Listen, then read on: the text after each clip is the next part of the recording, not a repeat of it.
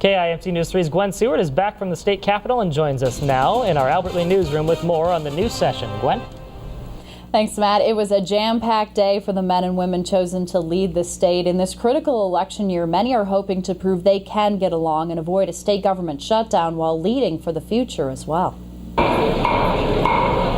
With the sound of the gavel, another legislative session is underway. The first day of school atmosphere was palpable. I think every time we come back here, there's a reason for hope and a real enthusiasm. I think that we all do this job to be good statesmen and stateswomen, and look forward to seeing many of my colleagues. Hard work is just around the bend, though, with goals for the session heard loud and clear. Job creation. It'll help us, fill our coffers. It'll help pay the bills. It'll help pay the education shift back. There's just so many things we can do by creating jobs, creating good paying jobs. Bipartisan is the mood right now between Democrats and Republicans, but will that mood last the next 10 to 12 weeks as the two parties make big decisions on key issues? How do we have common interests, and how do we pursue those common interests rather than dividing us, because we're going to need each other no matter if we're Republicans or Democrats, and how we move forward. Passing a bonding bill of state construction projects, education reform, and dealing with new redistricting maps set to come out at the end of February are all key things to watch for this session. We want to try to make sure that we have a more cooperative and some willingness to compromise. I think after the last legislative session, when we went home with the longest government shutdown in state history,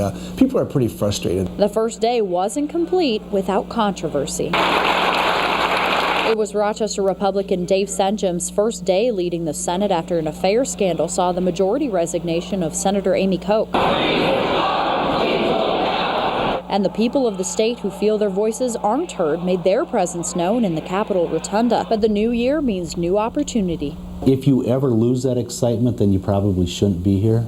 Just the feeling of what I'm doing, a representative of the people of Freeborn and Mower County and of the state of Minnesota, and it just, it's quite an honor.